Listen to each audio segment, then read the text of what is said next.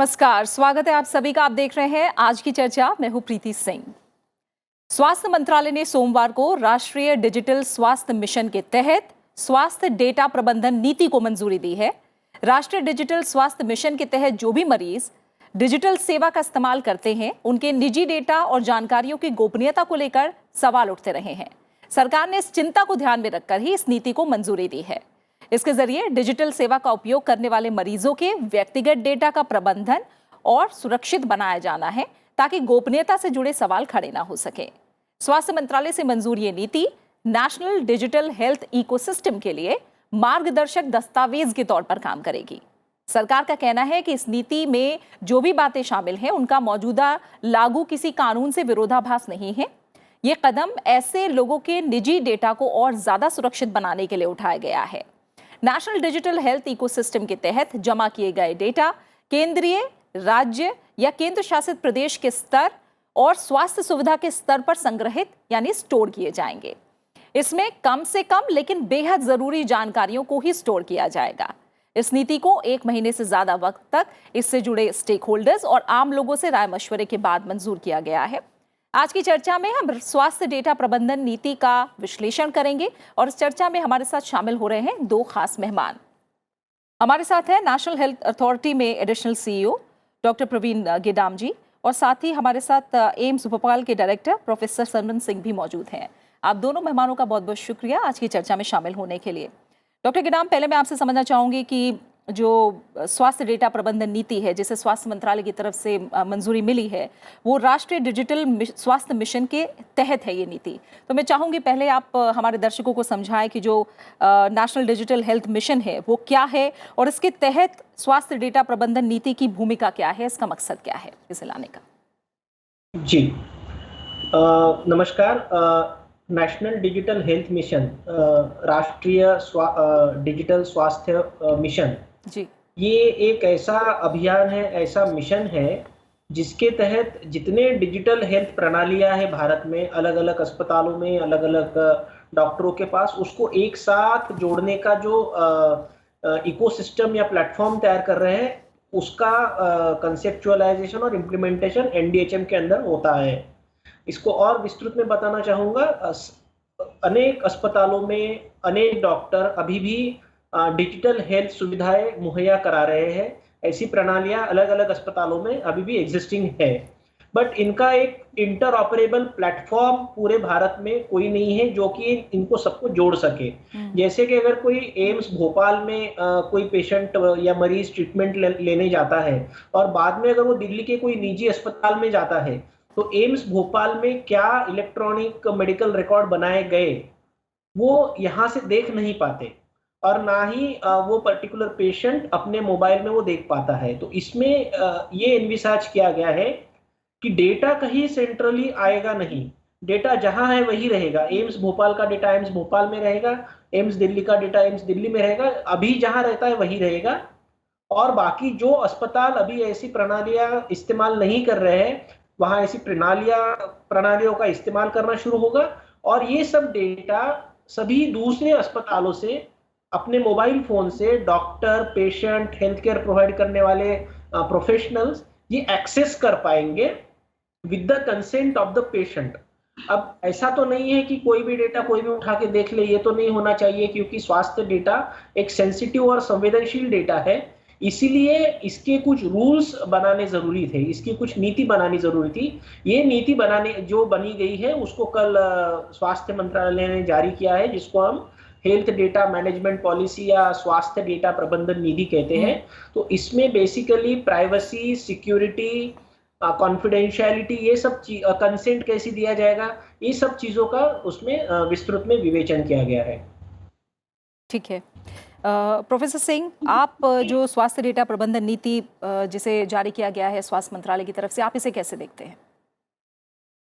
Madam देखिए, इस पे पहले प्रिलिमिनरी जो आपके इसमें राज्यसभा टीवी पर एक चर्चा पहले भी हुई थी, तभी भी हम गेदाम साहब और हमने जिक्र किया था, और उसमें जो मुझे बड़ा हर्ष हो रहा है ये बताते समय कि उस समय एज ए एडमिनिस्ट्रेटर के पॉइंट ऑफ व्यू से और डॉक्टर के पॉइंट ऑफ व्यू से जो हमने कुछ जो कंसर्न थे वो बताए गए थे, तो आप लोगों ने उसको भी एड्रेस किया। और मुझे लगता है ये योजना तो इतनी अच्छी है कि जिसके लिए आप आई वुड से कि इसको कम से कम जितनी जल्दी हो जाती उतना अच्छा था, लेकिन देर भी हुई, लेकिन कोई बात नहीं, अब हो गई है। तो ये एक बहुत अत्यंत ही आवश्यक और बहुत ही कामयाब योजना हो सकती है अगर इसको हम अच्छी तरह से इम्प्लीमेंट करें, और मुझे पूरी उम्मीद है कि इम्प्लीमेंट भी अच्छी तरीके से होगी। देखिए, इसमें अथाह जिसको कहते हैं इसके यूज हो सकते हैं। इसके आप जैसे गेदाम साहब ने बताया कि जैसे भोपाल और दिल्ली का या चेन्नई का या कहीं का भी आप एग्जाम्पल ले लें, उसमें बहुत सारे जैसे एक्सरे है, पैथोलॉजी की वो इन्वेस्टिगेशन रिपोर्ट है, या पहले इसकी कोई हिस्ट्री पेशेंट की रही है कि नहीं रही है, वो सारी चीजें ये दसियों साल से हम डॉक्टर लोग इस बात पे सोचते आए हैं, और हम सोचते थे, लेकिन हम तो कॉम्प्लीमेंट देंगे इस सरकार को कि इन्होंने इस विषय में सोचा और इस योजना को लेके आए हैं। इसकी बहुत ज़्यादा आज की डेट में कितना इम्प्लीमेंट, कितने इंस्टीट्यूट, कितने हॉस्पिटल्स, मैं इनका डॉक्यूमेंट पढ़ रहा था, तो उसमें ये केवल हॉस्पिटल और हेल्थ केयर तक ही लिमिटेड नहीं है। इसमें डॉक्टर्स का डाटा, नर्सेज का डाटा और टेक्निकल स्टाफ का डाटा, इसमें जो डाटा, जो इन्वेस्टिगेशन का डाटा, सारे डाटा होंगे।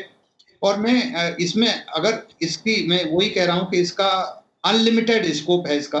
से फॉर एग्जांपल एक मैपिंग हो सकती है कि किस शहर में रेडियोलॉजिस्ट ज़्यादा हैं, या किस शहर में गैस्ट्रोएंटरोलॉजिस्ट ज़्यादा हैं, और दूसरे शहर में कोई गैस्ट्रोएंटरोलॉजिस्ट नहीं है, तो उस समय वो मरीज के लिए, सरकार के लिए, उस स्टेट की गवर्नमेंट के लिए ये बहुत आवश्यक जानकारी हो सकती है कि कोई मरीज है किसी शहर में, एक गैस्ट्रोएंटरोलॉजिस्ट ना होने की वजह से वहाँ उसकी डेथ हो रही है या उसको केयर नहीं मिल पा रही है, और दूसरे नजदीक के शहर में इतने गैस्ट्रोएंटरोलॉजिस्ट हैं जो कि वहाँ उनको मरीज नहीं मिल रहे, खाली बेड पड़े हुए हैं। तो वो एक बैलेंसिंग हो सकता है। जैसे अभी कोरोना के टाइम में भी हमने देखा कि महाराष्ट्र में बेड्स नहीं थे, आईसीयू के नहीं थे, लेकिन कहीं कुछ जगह खाली पड़े हुए थे। ये इसकी बहुत ज्यादा उपयोगिता हो सकती है, और मुझे लगता है कि ये जैसे जैसे इसमें जो भी अगर जो कमियां आएंगी, हो सकता है शुरू में आए, बट मुझे लगता है कि ये बहुत ही उपयोगी योजना है, और इसके लिए जितनी सराहना की जाए उतना कम होगा।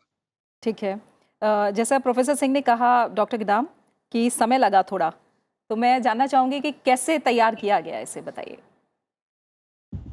देखिए, दिसंबर 2019 में national digital health blueprint release किया था भारत सरकार ने।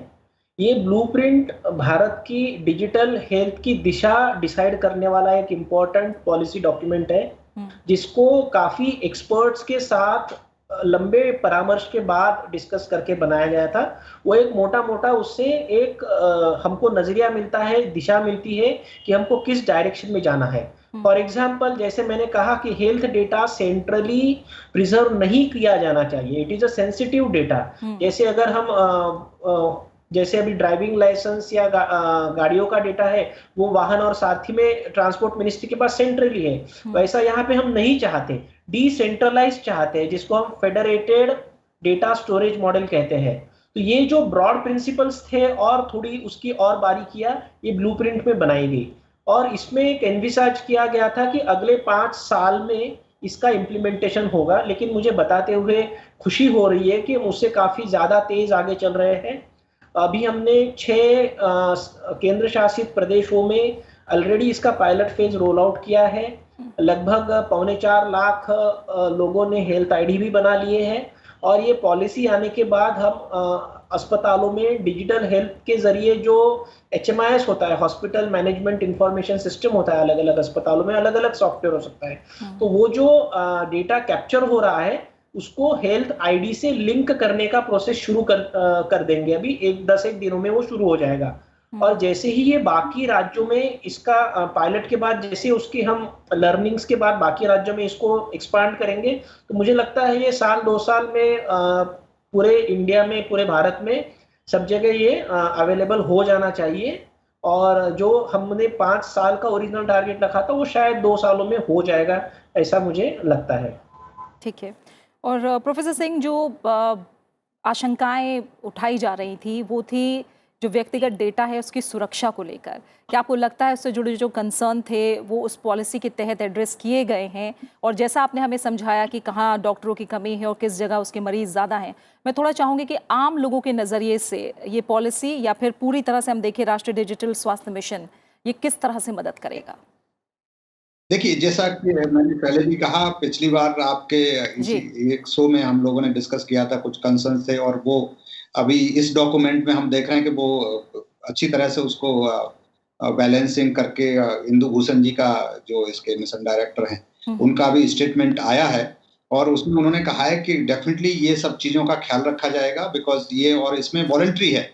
ये जो पिछली बार भी बात हुई थी तो ये वॉलंटरी है कि कोई ज़रूरी नहीं कि हर मरीज़ इसमें जाए, लेकिन डेफिनेटली ये अट्रैक्टिव अगर योजना होगी तो हर इंसान जाना चाहेगा। मुझे ऐसा लगता है और मैं हमेशा मानता हूँ कि अगर इसको हम बहुत अट्रैक्टिव बना दें, अट्रैक्टिव इन द सेंस कि इसमें फैसिलिटी अगर सब मिलेंगी तो डेफिनेटली हर इंसान चाहेगा इससे जुड़ना। और इसको सबसे बड़ी चीज़ है कि जैसा कि अभी मैं देख रहा था नए डॉक्यूमेंट में इन्होंने ऐप की भी बात की है, तो ऐप अगर अच्छी सी बन जाती है तो ऐप में ये होगा कि कोई भी आदमी को आपको डाटा साथ लेके और कागज़ों को पुलिंदा लेकर के नहीं चलना।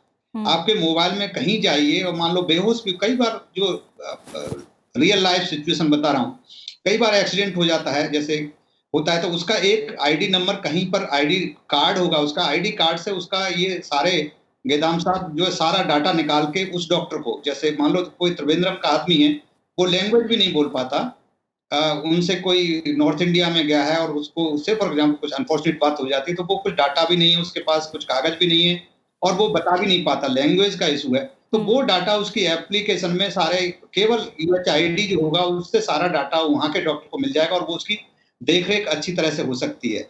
दूसरी चीज़ ये है कि कौन सी इससे बहुत सारे जो दूसरे फायदे होंगे जो आज हम डायरेक्टली नहीं देख पा रहे हैं, वो इनडायरेक्टली होंगे। जैसे ड्रग कंजम्पशन है या कहाँ पर कौन-सा मरीज कितनी बार देखा गया, जो बहुत ट्यूबरकुलोसिस का जो मैनेजमेंट है, HIV का मैनेजमेंट है, ऐसे जो मैनेजमेंट्स हैं, वो भी हम लोग फ्यूचर में कर पाएँगे। हो सकता है अभी ये एनविसाज नहीं किया गया हो, लेकिन फ्यूचर में वो भी हो सकता है। लेकिन सबसे बड़ी बात इसमें यही होगी कि हर मरीज को उसको ये सुविधा मिल पाएगी कि मैं कहाँ पर इस समय ये सुविधा है, अपॉइंटमेंट ले सकेगा, जो अभी है, लेकिन अभी उतना स्मूथ और अच्छा हो जाएगा। तो उसमें जो आपके वेरियस तरीके हो सकते हैं, इनके पास SMS हो सकते हैं, दूसरी बात हो सकती है कि कौन से इंस्टीट्यूट में इस समय बेड अवेलेबल है। अभी होता है लेकिन उसमें कुछ ग्लिचेस हैं। UHID आज की डेट में भी काम तो कर रहा है, लेकिन वो जो उसमें और इम्प्रोवाइजेशन आई होप कि इस योजना के तहत उसमें हो जाएगा। तो उसके बाद ये सारी सुविधाएं और जैसे मैंने कहा इन्वेस्टिगेशन डाटा आपके पास होगा, एप्लीकेशन आपको जस्ट डाउनलोड करनी होगी, तो सारा डाटा आप एक मोबाइल पे सारा किसी भी डॉक्टर को आप कंसल्ट कर सकते हैं, दिखा सकते हैं। तो वहाँ डॉक्टर टू डॉक्टर सारा आपको फ़ोन करने की ज़रूरत नहीं है या पेपर देखने की ज़रूरत नहीं है, आपको वहीं पर मिल जाएगा। तो वो एक बहुत बड़ी डॉक्टर को भी सुविधा हो जाएगी और मरीज को भी सुविधा हो जाएगी।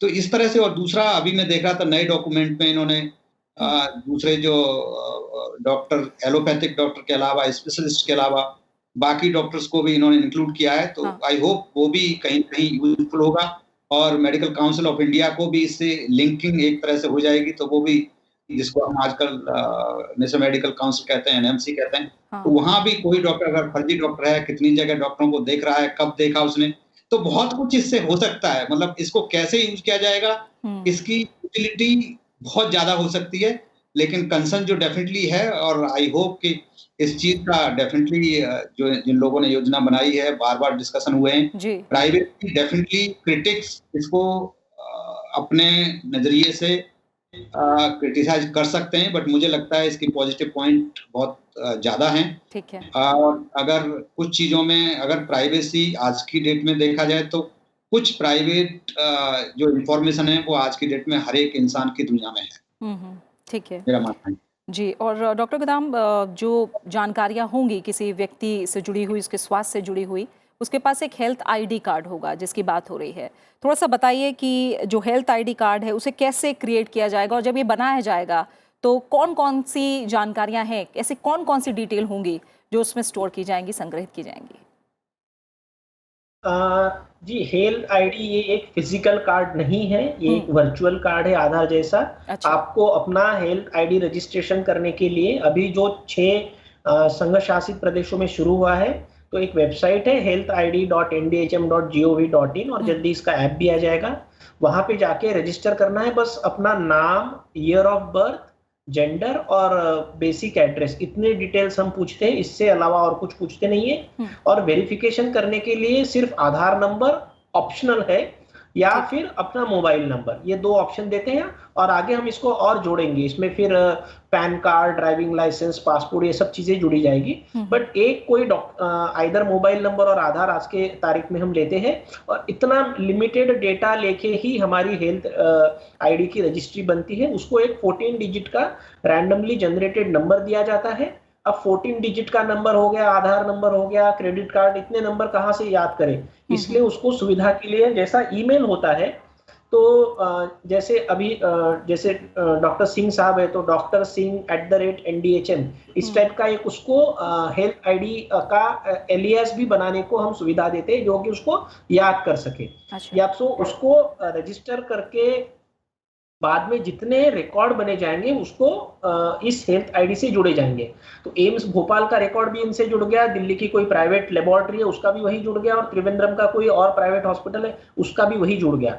और अगर ये कोई चौथे जगह फिर ये पेशेंट जाता है हेल्थ केयर लेने के लिए, और जब वो बोलता है कि डॉक्टर मुझे आपके पहले के रिकॉर्ड बताओ, तो भोपाल, दिल्ली और त्रिवेंद्रम तीनों जगह के रिकॉर्ड उस डॉक्टर को एक जगह देखेंगे, जिसका वो कंसेंट स्पेसिफिकली देना होगा कि हाँ जी मैं त्रिवेंद्रम का भी देने को तैयार हूँ। वो एक को पीछे भी रख सकता है कि नहीं मैं सिर्फ दिल्ली का और भोपाल का रिकॉर्ड दिखाना चाहता हूँ, त्रिवेंद्रम का कुछ ज्यादा सेंसिटिव है मैं नहीं दिखाना चाहता। तो पूरा कंट्रोल जो है वो पेशेंट के पास है। और हेल्थ आईडी एक इलेक्ट्रॉनिक आईडी है जो कि अक्रॉस द इकोसिस्टम सभी हेल्थ डेटा को आइडेंटिफाई करने में मदद करता है, और एक व्यक्ति के रिकॉर्ड एक जगह उपलब्ध कराने में एक वो पूरे इलेक्ट्रॉनिक इकोसिस्टम में एक भूमिका निभाता है।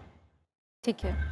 प्रोफेसर सिंह, आपको क्या लगता है कि जो चिंताएं जताई गई थी और अब जो नीति सामने आई है, क्या बड़ी ऐसी चुनौतियां हैं जिनको अभी भी एड्रेस किया जाना है, या सभी चुनौतियों पर बात हो गई है?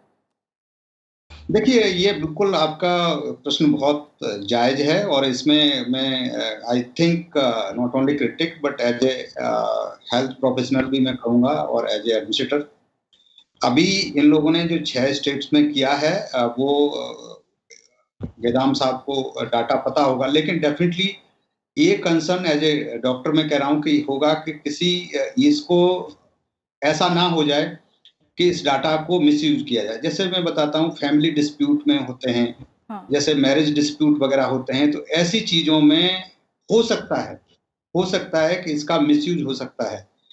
साइकेट्रिक जो इशू होते हैं वो बहुत कॉन्फिडेंशियल होते हैं। अगर कोई से फॉर एग्जांपल किसी का वुड बी कभी उसने साइकेट्रिक ट्रीटमेंट लिया और उसका डाटा वहाँ चला गया, और उसकी जिनके साथ फैंसी है या जो भी उसके घर वाले हैं वो डाटा लेना चाहते हैं, कुछ डाटा उसका मिल गया, तो वो डाइवोर्स के लिए, इस तरह की चीज़ों के लिए, HIV स्टेटस है, कुछ और कोई तरह की बीमारियां हैं, तो मुझे लगता है कि ये इन चीज़ों पे कभी इसको दुरुपयोग भी कभी because health is a such A sensitive issue है, और उसमें कभी किसी कारण से किसी ने कई बार अगर कुछ साइकोट्रोपिक डिजीज वो दवाई कभी ली है और उसका इलाज कभी चला है, और एक स्लिप कहीं किसी को मिल गई और वो डाटा मिल गया, हो सकता है ऑफिस वाले भी कभी किसी को करें, या जिनके बिकॉज लिंकिंग इनकी बहुत जगह होगी, तो हर जगह मुझे लगता है कि योजना बहुत अच्छी है, मैं दोबारा रिपीट करूंगा, बट डेफिनेटली इसमें चेक एंड बैलेंसेस बहुत रखने पड़ेंगे, जिससे कि कहीं इस डाटा का दुरुपयोग ना हो जाए, जिससे कि फैमिली है, प्रॉपर्टी डिस्प्यूट है, इस तरह की चीज़ों को लोग मिसयूज ना कर लें। तो ये मुझे लगता है कि धीमे धीमे चीजें आएंगी, तो ये क्रिटिक्स इस चीज को आई थिंक एक कह सकते हैं। हाँ, ठीक है। और डॉक्टर गेदाम, मैं चाहूँगी जो कंसर्न बताया है प्रोफेसर सिंह ने, उसके बारे में आप क्या कहेंगे? और साथ ही जैसा आप कह रहे हैं कि जो पहले फेज आउट किया गया यूनियन टेरिटरीज़ में, अब क्या इसे बाकी राज्यों में भी ले जाने की योजना है, और कितनी जल्द, क्योंकि पॉलिसी को मंजूरी मिल चुकी है, उसके बाद कितनी जल्द हम इसमें बाकी राज्यों को भी देखेंगे इसके दायरे में? प्रोफेसर साहब ने जो कंसर्न्स रेज किए हैं बड़े ही वैलिड कंसर्न्स हैं। ऐसे काफ़ी फीडबैक भी हमें आए हैं इसलिए पॉलिसी में ये प्रावधान किया गया है और जो इलेक्ट्रॉनिक सिस्टम बनाई गई है उसमें भी ये प्रावधान किया गया है कि मेरा डेटा सिर्फ मुझे ही दिखेगा और मेरे डॉक्टर को भी दिखेगा तो मेरी परमिशन से ही दिखेगा, बाकी उसको कोई देख नहीं सकता है। It is as secure as a physical document unless आप खुद उसको दिखाना चाहते हो। तो ये जो कंसर्न है ये एक्सपेक्टेड कंसर्न्स है और इसको एड्रेस करने की पूरी कोशिश पॉलिसी में, नीति में भी की गई है और टेक्नोलॉजी में भी उसका प्रावधान किया गया है। तो मैं आश्वस्त करना चाहूंगा भारत सरकार की ओर से कि इस टाइप से जो कंसर्न्स है जो आने स्वाभाविक है, इसकी आप चिंता ना करें। शायद जब ईमेल या इस टाइप की कुछ इलेक्ट्रॉनिक चीजें शुरू हुई थी तब भी यही डाउट्स आए थे, लेकिन अभी वो हमारे रोजमर्रा की जिंदगी का हिस्सा बन चुके हैं। तो मुझे इस बात का विश्वास है कि ये भी चीज इस रोजमर्रा की जिंदगी का हिस्सा बन जाएगी और प्राइवेसी और security will always remain a priority for NDHM, there is no doubt about it. ठीक है। और इसके बाद प्रोफेसर सिंह, अगर इम्प्लीमेंटेशन की बात करें तो उस लेवल पे आप क्या चुनौतियां देखते हैं फिलहाल? इम्प्लीमेंटेशन में हमको इंटरेस्टिंग एग्जांपल्स आगे आ रहे हैं। कई जगह इंटरनेट अवेलेबल नहीं होना, दूर दराज के क्षेत्र है जहां इलेक्ट्रिसिटी का भी कभी कभी प्रॉब्लम हो जाता है। हाँ। तो हमने ये जो भारत के अलग अलग क्षेत्रों में जो भी कंडीशंस है उसको हम अभी पता चल रहा है। अभी जैसे लद्दाख, अंडमान और लक्षद्वीप में हमारा पायलट शुरू है, तो हमने ये डिसाइड किया है कि अभी ये पैची इंटरनेट कनेक्टिविटी के लिए एक ऑफलाइन मॉड्यूल अलग से बनाएंगे सो दैट वहां पे डेटा क्रिएट होगा और जब भी इंटरनेट कनेक्टिविटी उपलब्ध होगी तो अपलोड हो जाएगा। तो इस टाइप के जो हम लोकल प्रॉब्लम्स आ रहे हैं उसको इनोवेटिव तरीके से उस पे एक सोल्यूशन निकाल रहे हैं। अब ये 6 केंद्र शासित प्रदेशों में तो ये शुरू हो चुका है और जैसे ही हमको ग्रीन सिग्नल मिलता है बाकी राज्यों में भी जाने के लिए तैयार है। इनफैक्ट काफी राज्यों ने खुद होके रिक्वेस्ट करी है कि अभी हमारे राज्यों में इसका जल्दी से जल्दी इम्प्लीमेंटेशन किया जाए। ठीक है। और इम्प्लीमेंटेशन को लेकर प्रोफेसर सिंह आपसे भी मैं जानना चाहूंगी, फिलहाल आगे राह क्या दिख रही है? देखिए, ये योजना बहुत अच्छी है बट डेफिनेटली जैसा कि गेदाम साहब ने बताया कि कुछ चैलेंजेस हैं, बिजली के इलेक्ट्रिसिटी के इश्यूज हैं या जो एक्सेस का इशू है। उसके साथ ही साथ आई थिंक क्योंकि हिंदुस्तान की पॉपुलेशन, जनसंख्या इतनी ज़्यादा है तो ये डाटा जब फुल हो जाएगा तो बहुत बड़ा डाटा होगा।